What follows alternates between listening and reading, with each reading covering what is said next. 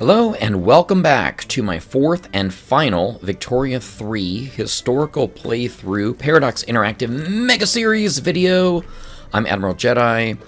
This is not my final England to America video, but it is the final Victoria 3 video. We're going to transition to Hearts of Iron 4, playing as the USA during World War II after this. This video begins, as you can see, 1912, and we're going to go all the way to 1932, just because I picked that number. Randomly, semi-randomly. Anyway, let's talk about what we are going to talk about. We are going to do a few things. This video is called Riches to Rags because we are first going to get rich, we're going to wage war, we're going to get richer, and then we are going to try to rags it out with the stock market crash and the Great Depression years of the 30s. So we've been doing a lot of technological growth and innovation, and we've got various companies. We had Carnegie Steel, we had Standard Oil. I did do a re-playthrough, and we were able to form Ford Motor Company, which is a very, very famous part of American history. Let's talk about that. Now, Ford Motor Company started, of course, by Henry Ford, I think in 1903. So, you know, this is historically accurate at this point. Really brought the concept of commoditized automobiles to the United States. And he did it in a way, let's go ahead and bring up our goods. Let's see what we got. We should have automobiles in here somewhere, right? He did it in a way, there they are, that was highly assemblyized, highly efficient, and also he did it in such a way that the price was very, very low.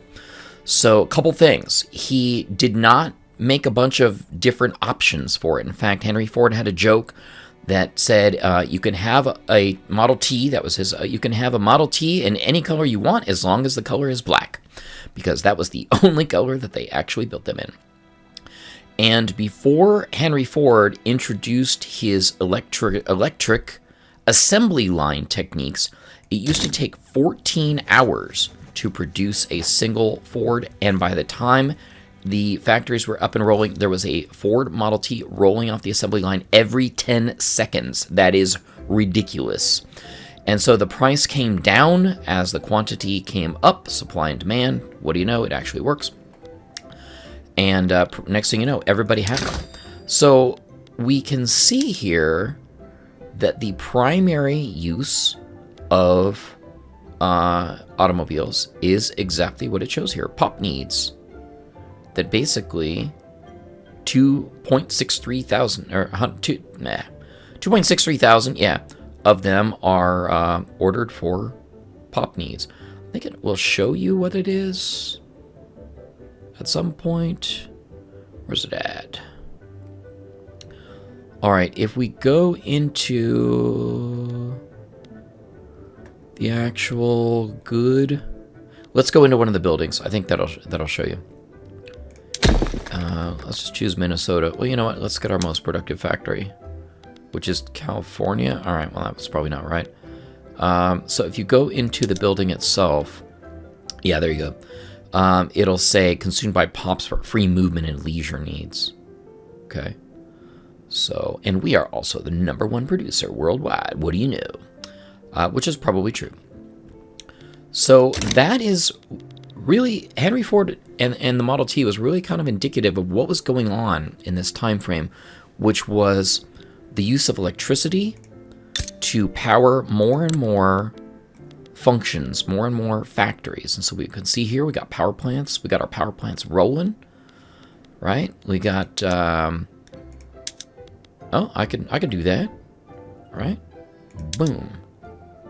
So that's what I'm going to be doing until 1914, is really modernizing everything to increase our productivity and make use of all the latest and greatest technologies to really push the production of American industry through the roof.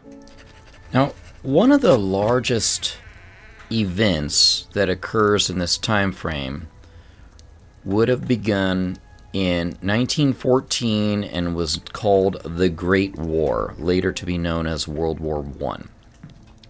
This is going to be a huge part of this video, and I have tried for a long time to figure out how to make this work properly, and it's very difficult.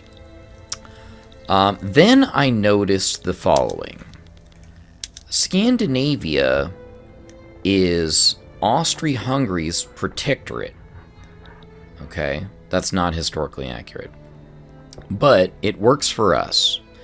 If you look at Austria-Hungary through the diplomatic map, you see something very interesting, which is Russia, France, and Britain all dislike them.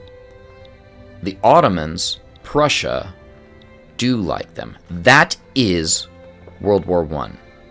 So here's an explanation, as good as I can get, about World War I. And if you know this already, go ahead and just skip to the next segment. A Serbian, let's say nationalist, but people could argue terrorist, assassinated Franz Ferdinand, the heir apparent to Austria-Hungary. Now, interestingly enough, this person did it inside Austria-Hungary. I'm fairly certain that's the case. Wasn't even in Serbian lands. And Austria, when Franz Ferdinand was killed, was assassinated, demanded that the Serbs explain it. And they made a lot of ultimatums against Serbia, most of which Serbia met, but one of them Serbia did not meet. And it was to allow Austria-Hungary to come into Serbia and do their own official investigation. And Serbia, understandably, felt that was a violation of their sovereignty. So they said no, and Austria declared war. When Austria was planning this all, they said to Prussia, which was actually Germany at the time, but everybody knows online you can't get Prussia to form Germany. Don't ask me why. Will you, Germany, support us in this? And Germany said, absolutely, we will support you in this. While Russia, at the same time, had pledged to support Serbia. So when Austria declares war on Serbia, Germany says, we're all in. Okay, we're going to help you. Well, Russia then says, okay, we're going to protect Serbia. But also, Russia and France had signed an agreement that the two of them, being on the eastern and western borders of Germany, declared, I don't know about an alliance, but an agreement, maybe it was an alliance, I think it was an alliance, to hem Germany in. So with Russia's involvement in this growing war against Austria-Hungary Germany, came France, and Britain joined in alongside that. So America did not join World War I until 1917. The war was more than halfway over before we even joined. So how to do it? And I figured if I can get Scandinavia to declare independence, that Austria would join, and already we see that Russia is supporting Scandinavia's independence. So I waited years for that. I supported their independence as well, and they didn't declare. From 1912 to like 1919 or something like that in my trial runs. However, this time they did it. So I'm super happy, because what I can do, and will do, is say, I will join you for a war goal. Specifically, I want Austria-Hungary to liberate the country Hungary. What that will begin to do is divide up the Austria-Hungarian Empire. We're going to be through a succession of wars that I need to craft quite cleverly, trying to basically divide up not only Austria-Hungary, but also the Ottoman Empire. And I've got some videos to link in, not of my creation, but I found one that was really great explanation. And so let's hit play on this one and see what happens. Now, something that is interesting in this... Okay, so let's go ahead and get mobilized for war. Something that is interesting is Mexico has already pledged their support. What is this? Spanish Indies is like, we want in on all that independence. Mexico has already pledged their support to Austria-Hungary. Now, what's interesting about this is that's one of the reasons that brought the U.S. into the war. The U.S. originally was going to stay totally neutral on this. But for a couple reasons, and one of them was Germany was attempting to make a secret pact with Mexico that if they jumped in the war, that Mexico could jump in on the war after us. So I think it's very interesting. Now, they never did, okay? But I think it's pretty interesting that that this happens. So we're going to get mobilized. We're going to get 2 battalions mobilized on this front, and then we are going to send our boys over to fight in the European theater. Let's see how it pans out. Now, World War I was one of the most devastating wars of all time. I think something like 12 million people died, and 1 million of them were Serbs. I was surprised to find that out, actually. So I just thought it was appropriate to get a little shot of of me getting my butt kicked. Because Russia basically supported this war while in the middle of another war with France, which is super awesome and not historically accurate at all. So that kind of sucks. As this current phase of the war wears on, I'm getting a little bit scared because basically everybody's down to 0-0. And what I don't want is for Scandinavia to capitulate and not finish their independence. So that would kind of suck. Russia, they're doing well. They're they're not holding off France, unfortunately. But whatever. Let's hope for the best. Apparently I can't get below... I'm sure Scandinavia can't get below 0 until they're at least occupied, which that's never going to happen at this point because we're winning. But yeah, you can't take Austria below 0 until you take all of Austria? That just seems a little odd. The first war has starting to go my way pretty good, which is good. Just wanted to pause right here, July 28th, 1914, and acknowledge this is the day that Austria-Hungary attacked Serbia and began World War I. Oddly enough, we're about to push through and end up dividing the empire, because this is typical for Paradox games. Don't blame them. Things tend to happen a little bit earlier than they usually do. Discovering the new world in EU4 like way sooner than you should. Stuff like that. Let's just go ahead and let the clock tick down merrily to -100. Let's see what happens. Okay, so first of all, Scandinavia is independent. They were never under Austria-Hungary anyway. But really the most significant thing that's happened here is Hungary being separated. Now, at the end of World War I, time appropriate wise, I'm going to link to a video that I found that talks about all the territorial divisions that occurred.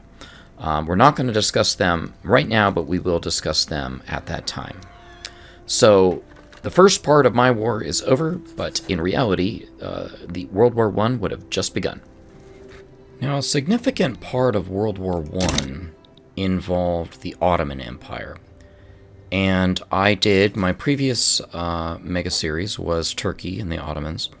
We weren't really able to simulate World War I terribly all that well, which is lame. Maybe if I did it now, I could do a little bit better. But anyway, we're going to try and break up the Ottomans. There's 2 aspects to it. There's their holdings in the Middle East, which they really don't have anymore. And then there's really everything here in the Balkans.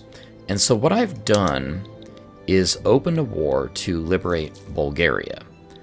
And I can sway Russia to this. Looks like they'll join. They're already leaning towards joining anyway. So let's push this a little bit further and try to get them to join before I start adding war goals. Because that could dump my infamy, and then they could not like me, which would be bad. So we're gonna well, I would say fast forward, but it shouldn't take too much time.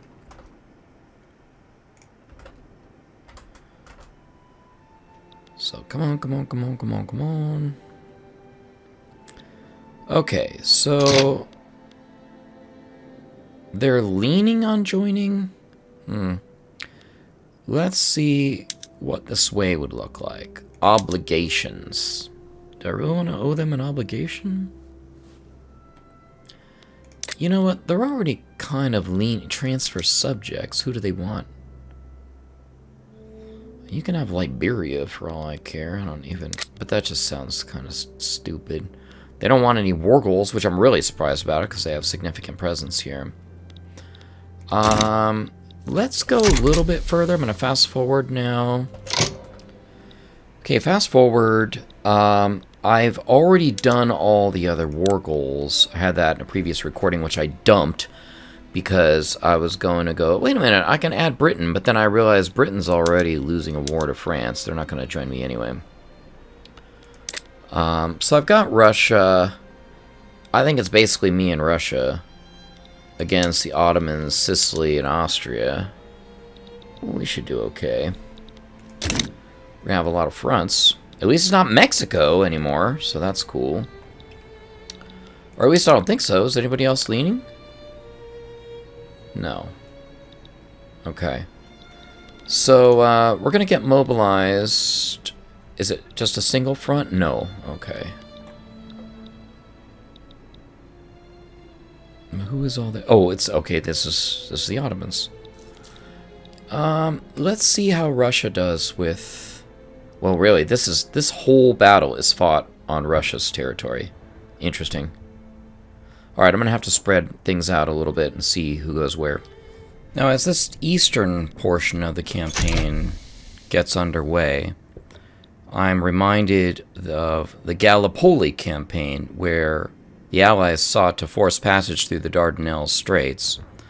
And actually, this was a fairly major loss for them and a fairly major victory for Turkey at the time. I'm hoping to not replicate that, of course.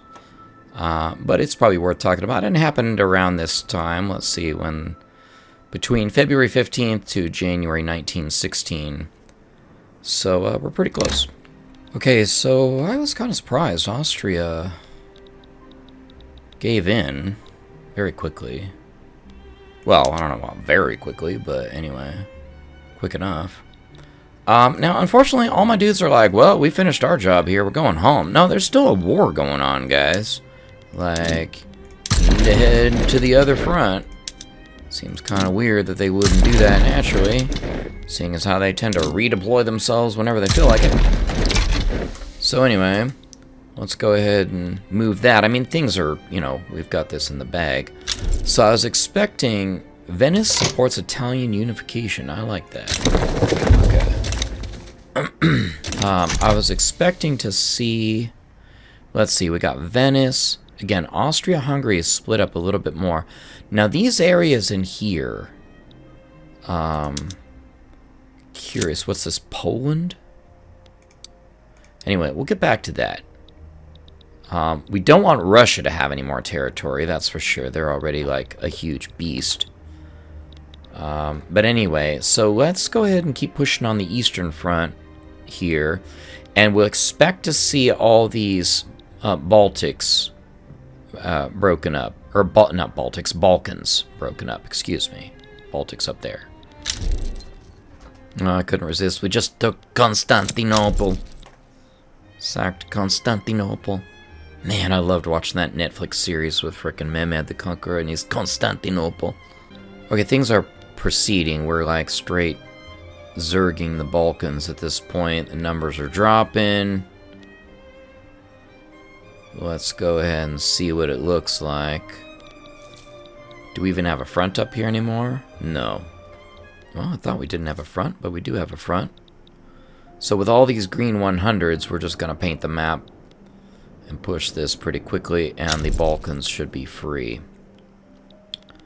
So we can hang out, just watch this. I'm sure it's not going to take that long.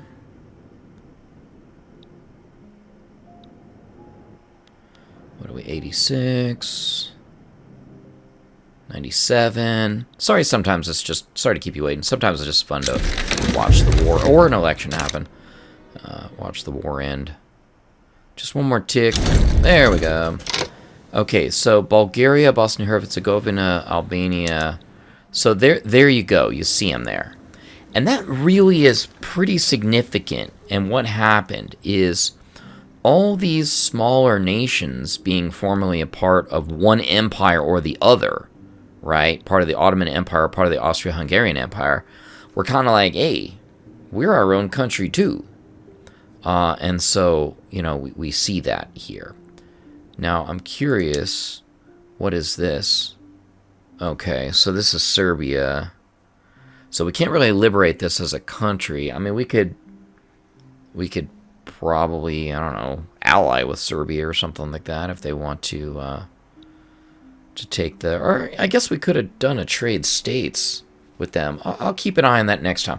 I think what we're going to do is probably before 1918, hopefully before 1918, one more set of wars to try and carve up Europe, Asia, Eurasia to look the way, as close as we can get to the way that it looked when World War I concluded. What would be wonderful, oh my gosh, Paradox, please, is if they added international treaties where we could just basically dole it out ourselves, as opposed to having to, you know, do all this pick a little war stuff. So, hopefully. Okay, looking around, I really would like, what I would really like to do is just free up these Italian states. That's really kind of it. The Ottomans, I don't know what I'm going to do about them. I can go ahead and maybe help Serbia and Greece take back some territory, but I don't know. I think that anyway, it looks like I might be able to con Austria to go into war again if I kind of do something to Mexico, because Austria's got a defensive pact with Mexico. Problem is, I've got a truce with Mexico, which is going to last for another 23 months. And get us to December 1918, which sucks. I'm going to try to do that as the final piece that we do for World War I in this video. This day, November 11, 1918, is remembered around the world, especially in the United States, on the 11th day of the 11th month at the 11th hour, originally known as Armistice Day, the day when World War I was officially over and peace came. Well, temporary peace, an armistice. And we in the United States now celebrate it again that as Veterans Day, honoring our veterans who have served in the military on the 11th hour. And so we're going to basically wind down the World War I coverage at this point. I still have yet to try to pull off my little trick attacking Mexico so I can free up the remainder of Italy. I'm still going to do that. But anyway, we're going to now turn to a lot more domestic affairs, and I'll highlight those here right now. Something that I need to do right away is catch up on passing what will basically be the 16th Amendment. It was passed in 1913, and it allowed Congress to collect taxes based on income. Now, up until that point, it was illegal. So those of us living in America have been paying income taxes for quite a while, over 100 years, and we didn't realize that it was illegal to collect, for Congress to collect income taxes for most of the life of the country. In fact, if you remember, or if you've ever watched movies or read books or anything, like Americans, we hate taxation, especially taxation without representation, right? And that's why we went to war and all that sort of thing. Now, so Congress's primary form of income up until 1913 was tariffs on various goods. And so we see that here. We can set that if we want. But what we're going to do to simulate this is attempt to pass, and again, this per capita taxation, it says here, let's see, a tax system that disproportionately taxes the poor through a combination of income and per. That's not really accurate. Probably America at this point would have been more like consumption-based taxation. So what we're going to do is switch to graduated taxation, because that is how income tax was passed. is they said, you know what? We're not going to tax everybody the same, which would be proportional taxation and give me a ton of money. We're only going to tax the rich people. So let's go ahead and get that started. And whether or not that was true, and it was indeed true in the beginning, that's how they opened the door. Because once it was legal for Congress to tax incomes, then they could just simply pass laws saying we can tax higher or lower or whatever it is. So we're going to get started with that. I'm also going to, once this is done, switch over and try immediately to pass women's suffrage, which looks like it has a fair amount of support. So let's fast forward to that. We're going to march onward, and this time, the roaring 20s, right? We're still trying to make it roar here. We do have the #1 GDP, and it's headed up, so that's cool. This time, the 1910s, 1915s, 1920s, saw a really great rise of progressivism, which really is this concept that government, whereas previously, I think I may have mentioned this, whereas previously government was kind of more the referee, making sure that we didn't do anything bad, that we didn't get invaded or anything like that, that progressivism said, you know what, there's more we could and should do. The government could potentially be the shepherd to guide the people in the way that they should go. And a couple of things happened at this time. First was the 18th Amendment, it looks like, which is also known as Prohibition. And so what we're going to do to simulate Prohibition, because we can't really ban alcohol, is we're going to add a consumption tax on wine and liquor. Now, interestingly enough, and I didn't know this until I was doing the research on it, Prohibition did not declare it illegal to drink alcohol. It's simply declared it illegal to make alcohol. So the 18th Amendment says, after 1 year from the ratification of this article, the manufacture, sale, or transportation of intoxicating liquors within, the importation thereof into, or the exportation thereof from the United States and all territories shall be prohibited. So you can drink it all you want, you just can't make it, or buy it, or import it, or export it. So, I don't know, somehow if it could just magic, and I think that was the intent, like, well, and so this is why bootleggers came to be and speakeasies and all this kind of stuff.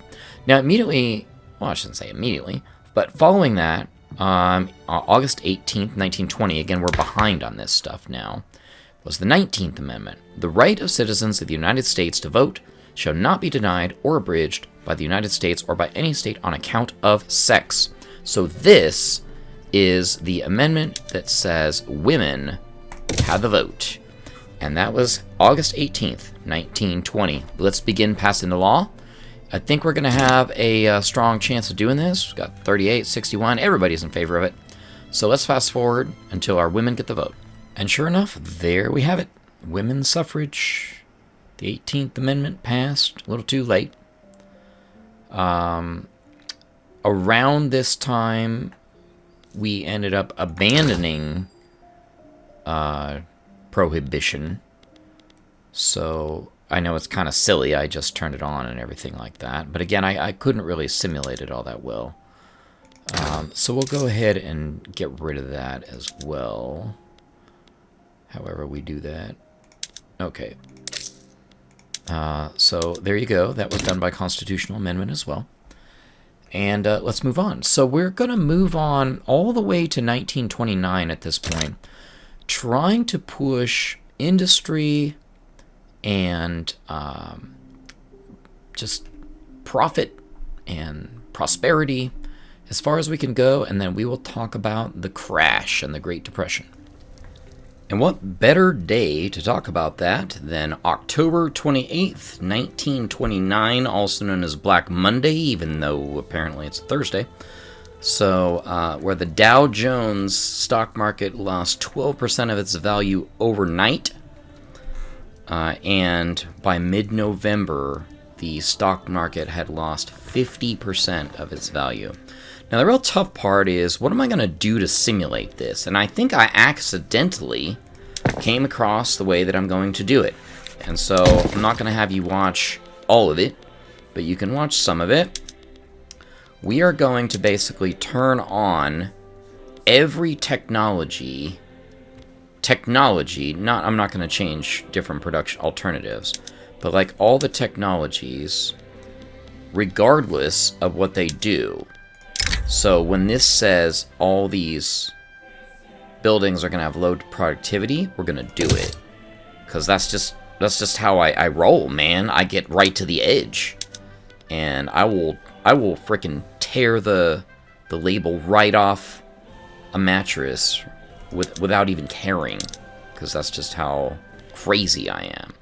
So anyway, I'm going to turn on all of these productivity enhancing technologies and just sort of roll. Well, I already said that. And so what I'm going to do after this is take a snapshot of like what employment looks like, what money looks like. I can do that. Boom, this one's going to be a big one right there. We're going to go for chainsaw. Oh yeah, we are crashing this market here. So this is going to go bad. You know what? I lied. I might as well just keep on going. Let's let it keep on rolling. We're going to bring rail transports to those vineyards. Oh yeah. We're going to do arcades in our urban center. I love me some arcades. Alright. What else can we do in urban centers here? Turn on public motor carriages. Why not? Logging camps. Boom. Okay. I think that's about it. So, what I'll do is just take a quick snapshot. First of all, it's a little too late for me to take a snapshot to show that I did have a balanced budget where I was actually making income, and now we're losing money. Now I could change that in a heartbeat because I've been running on lowest taxation for a long time now because I've got lots of money. Alright, we're going to take a look at GDP. It's running good. And then we're also going to look at our census data. So let's, I don't want to do all. Do I want to do all? Oh, it's currently doing all. Okay, let's close that up. But specifically what I want to look at is unemployment. Okay, so we have 9.6 million unemployed. Am I reading that right?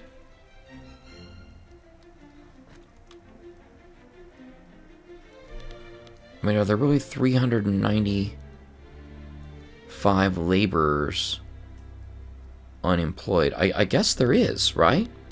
So what is it? Yankee laborers in New York. Let's go ahead and just zoom in and look at it.